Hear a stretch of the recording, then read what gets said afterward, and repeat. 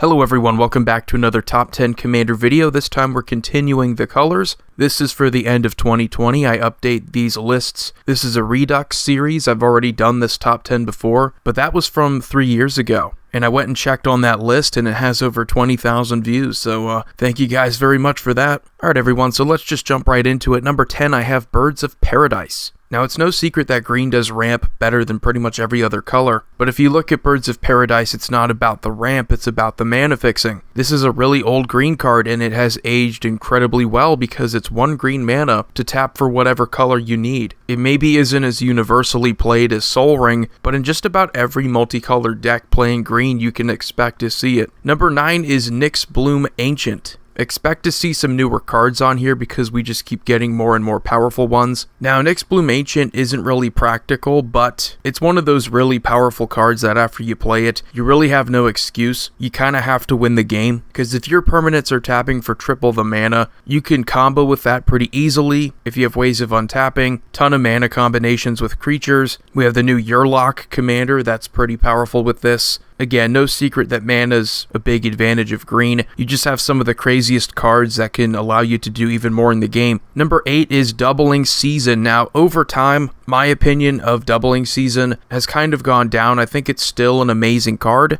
It's just not this, oh my god, he played a Doubling Season kind of impact. At least not that it used to. I remember a lot of those older commanders where you could easily just combo off with a Doubling Season, and while you could still combo off with it, it's just now one of the many ways you can easily combo and win in casual Commander. So it's just one of many things you have to worry about, but it's still the best card that does this. We have some cards that kind of do this, we have some cards that only do one half of this, like Parallel Lives, and we have some cards that only focus on the +1/+1 counter aspect. This is just one of those special cards that you might have something that's halfway decent, kind of a Doubling Season replacement. A big knock against it is that it's always been expensive to get, and people don't feel like spending as much money on it as they used to. But again, still a great card. And number 7 is the Great Henge. This card is ridiculous. It's pretty much going to be just 2 green mana. It's pretty easy to get a creature with 7 power. So then after you do that, you can tap it for 2 green mana immediately. So it's like you didn't even spend any mana on it. It also gains you 2 life every time you do that. So already it's going to be a pretty good card for green. You add the ability to get +1/+1 counters on creatures entering the battlefield with the ability to draw a card. That's just incredibly powerful. And you're going to see in my honorable mentions, you're going to see a lot of cards that are similar to the ones on this list, but they maybe don't do quite as much. This card is just absolutely busted, and I think everybody knows it too. And number 6 is Oracle of Moldaya. Finally got a reprint and jumpstart this year, and thank heavens. It was always one of those cards I think people needed for their green decks. If you have a landfall strategy, it's kind of an auto-include. It's sort of like Doubling Season. You have cards that do something similar, but not quite combined. Oracle of Moldaya is just an incredibly unique card, and it's useful for many reasons. It's of course useful for landfall. It's useful for control, because the top card of your library could end up being a land that you don't want to draw into, so that could be your land drop for the turn. And oh yeah, you get another land drop, so if the top 2 cards of your library are lands that aren't going to help you, you just get to play them and then see what the next card of your library is. I think that's still a very underrated aspect of the card, but no matter how you want to view it, it's still one of the more powerful green cards in Commander. Number 5 is Seedborne Muse. Also another incredibly unique card. We have things that untap creatures, we have things that untap lands, but Seedborne Muse is one of the more broken green cards because it just keeps untapping on your opponent's untap step as well. It could enable infinite combos, but it itself is not an infinite. It's still incredibly powerful to untap all your mana, untap all your creatures, maybe get to use their abilities several times. Kind of like Oracle of Moldaya, fantastic in control decks because it just frees up your mana for responses. And then number 4, we have Crowsand Grip.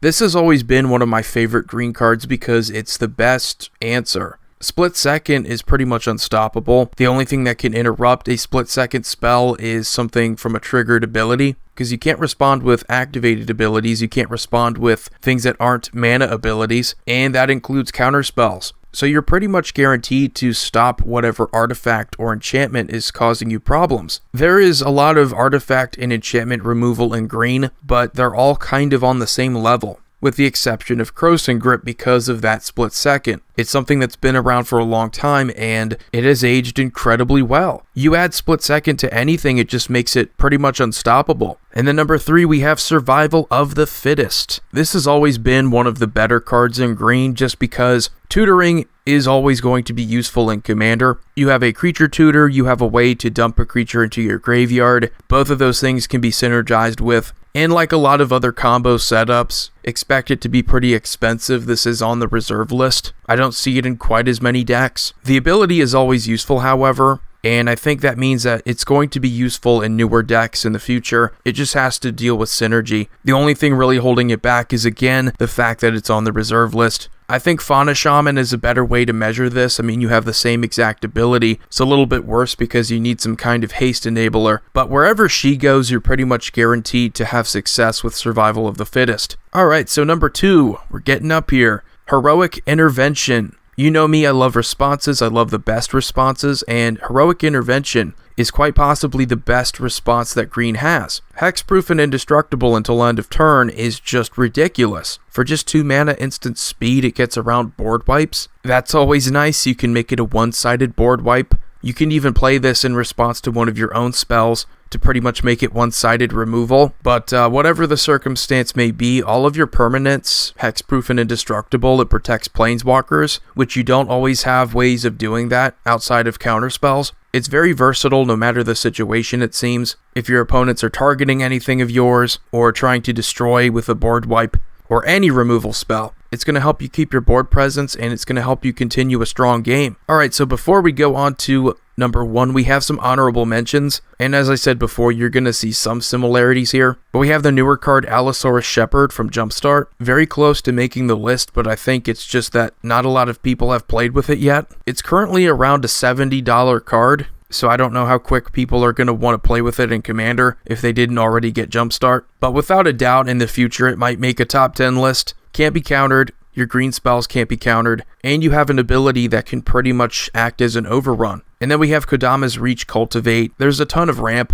These are just staples in the format. It's kind of hard to say which ramp is the best, so I think Nyx Bloom Ancient and Birds of Paradise pretty much solve that. And then we have some search cards like Court of Calling and Finale of Devastation. These are also really good. And then we have the WinCon Craterhoof Behemoth. I think this guy has aged a bit. Again, it's sort of like the doubling season argument. I just see more usefulness out of doubling season. It's still a great win con. I mean, if you have a lot of creatures, it's likely going to win you the game. So number 1 is still, I believe, Sylvan Library. Again, I did a top 10 from 3 years ago, and I had Sylvan Library at the top of that list. And I agree, it's something that you can throw into pretty much any deck that plays green. You don't really need a justification unless you have significantly better card draw, unless you're in like a blue deck of some kind. And even then, it still sees competitive play. The cost of life in Commander has always been a resource that you can use, you don't have to worry about, because you can pretty much just get 3 cards. And being able to speed up your deck like that is ridiculous in green.